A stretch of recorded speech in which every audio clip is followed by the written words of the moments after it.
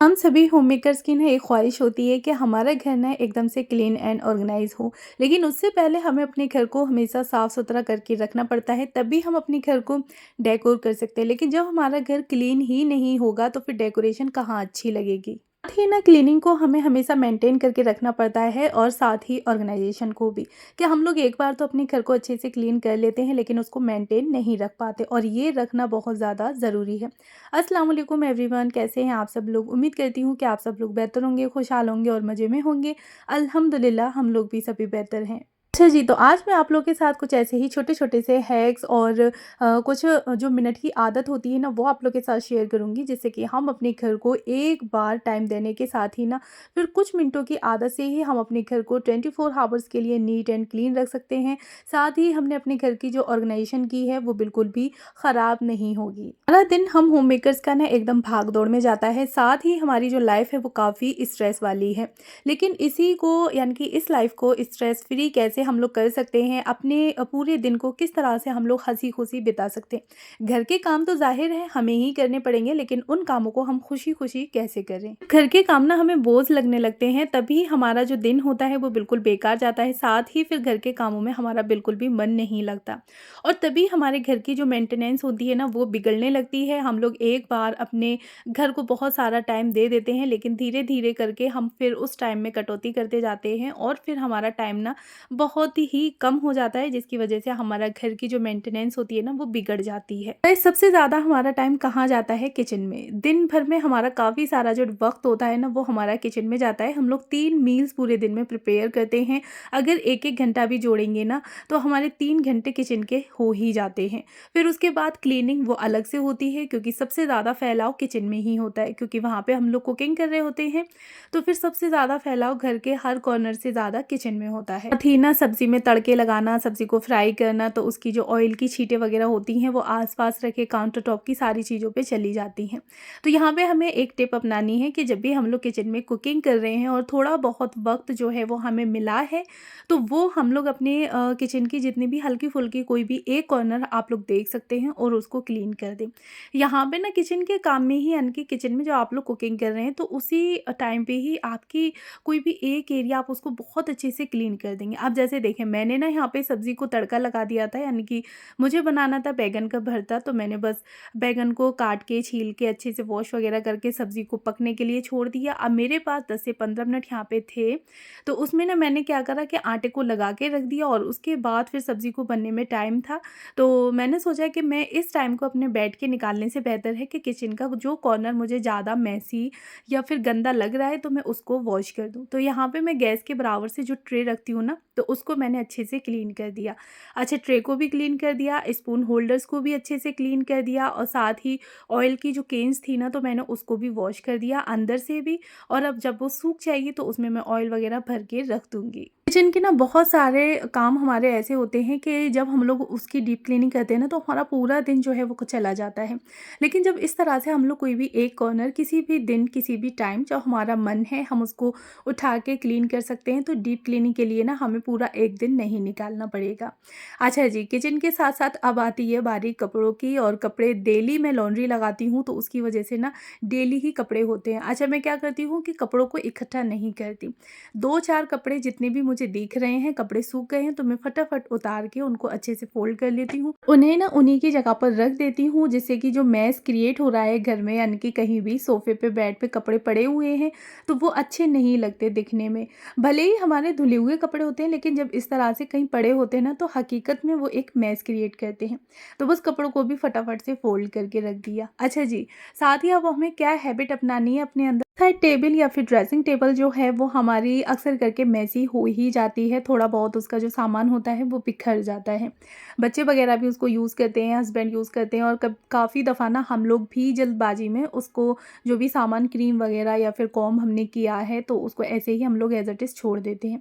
उस टाइम पे शायद हमारे पास इतना वक़्त नहीं होता कि हम उसको रख दें, या फिर जल्दबाजी में जानबूझ के हम लोग छोड़ देते हैं।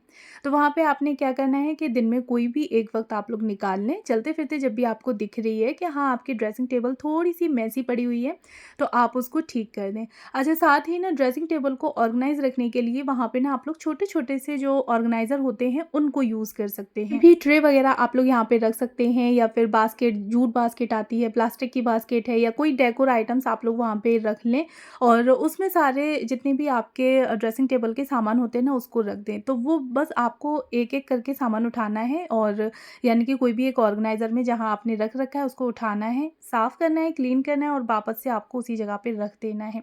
अक्सर करके छोटी-मोटी चीज़ें जब बिखरी हुई होती हैं तो ख़ास करके ना हम लोग छोड़ ही देते हैं कि छोड़ो यार, बाद में हम कर लेंगे। लेकिन जब कोई ऑर्गनाइज़र हम लोग वहाँ पे रख देते हैं ना, तो वहाँ ईज़ी करना यानी कि क्लीन करना ईज़ी हो जाता है हमारे लिए। मेरी ना कोशिश रहती है कि घर में जगह-जगह पे मैं छोटे-छोटे से ऑर्गनाइज़र, ट्रे, बास्केट रख सकूँ, जिससे कि मेरी जो क्लीनिंग है वो आसान हो जाए और मुझे ना आलस ना आए कि अब मुझे इस एरिया को क्लीन करना है और इस एरिया में तो इतना सारा सामान है, हर एक सामान को उठा के मैं कैसे क्लीनिंग करूँ। घर में बच्चे हों और सामान बिखरे ना, ये तो इम्पॉसिबल है। तो जब मैं क्या करती हूँ कि जब भी बच्चे टॉयज़ वगैरह से खेल के हट जाते हैं, और ख़ास करके ना इस टाइम पे दानिन बहुत सारा फैलाव करती है, उसको एक बार में ना 4-6 टॉयज़ चाहिए होते हैं और सारे टॉयज़ से वो एक साथ खेलती है। फिर जहाँ उसका मन होता है वो वहीं पे पड़ा छोड़ देती है। तो बस यहाँ पे उसकी डॉल और कार वगैरह पड़ी हुई थी, तो बस मैंने उठाई, उठा के मैंने ना एक बास्केट बना रखी है जिसमें सारे बच्चों के टॉय जो हैं वो मैं रख देती हूँ सोफ़े के पीछे से अंदर रूम में। तो बस बच्चे वहाँ से खुद अपने आप निकाल लेते हैं। तो सारे जो टॉयज़ बिखरे हुए पड़े थे वो उसी की जगह पे रख दिए, और साथ ही सोफ़े के पिलो वगैरह थोड़े से बिखरे थे ना, तो उनको भी सेट कर दिया। काफ़ी दफ़ा ना घर के काफ़ी सारे ऐसे एरिया होते हैं कि जहाँ पे ना हम लोग ऐसे ही 4-6 चक्कर लग जाते हैं, लेकिन चक्कर लगने के साथ-साथ हम लोग उन चीज़ों को इग्नोर कर देते हैं या नेग्लेक्ट कर देते हैं कि छोड़ो, मैं फिर उठा के रख दूँगी या जब क्लीनिंग करूँगी तब रख दूँगी। तो यहाँ पे ना हम लोगों को बस एक छोटी-सी आदत और अपनानी है, और ये कुछ ही सेकंड की आदत है, बल्कि इसमें मिनट भी नहीं लगने वाली, कि अगर आप लोग किसी भी रूम से, डाइनिंग एरिया से या कहीं से भी आप लोग जा रहे हैं, आपको कोई भी चीज़ दिख रही है कि ये यहाँ की नहीं किचन की है, या फिर टीवी कैबिनेट के जैसे रिमोट वगैरह हैं, तो बस आपको उठा के उसी की जगह पर रख देने हैं। चलते-फिरते ये सारे जो हैबिट्स हैं वो हमारे काम को काफ़ी हद तक ईज़ी कर देते हैं। विंडो के सामने ना मैंने एक छोटी-सी बैठक बना रखी है, 2 चेयर लगा दी हैं और एक छोटी-सी टेबल लगा दी है। तो जब भी हवा चल रही होती है ना, यहाँ हम लोग बैठ जाते हैं और काफ़ी अच्छा लगता है। पानी, कॉफ़ी, चाय बैठ के एन्जॉय कर लेते हैं, और साथ ही ना सामने से एकदम फ्रेश और ठंडी-ठंडी हवा भी मिलती रहती है। तो बच्चे ना हर जगह पे कोई ना कोई चीज़ आपकी डाल ही देंगे, यानी कि पड़ी मिल ही जाएगी। आप लोग देख ही सकते हैं कि टेडी, कैंडल वगैरह किस तरह से सारी चीज़ें बिखरी पड़ी हैं। तो बस मुझे उन्हें उठा के ऐसे ही रखना होता है।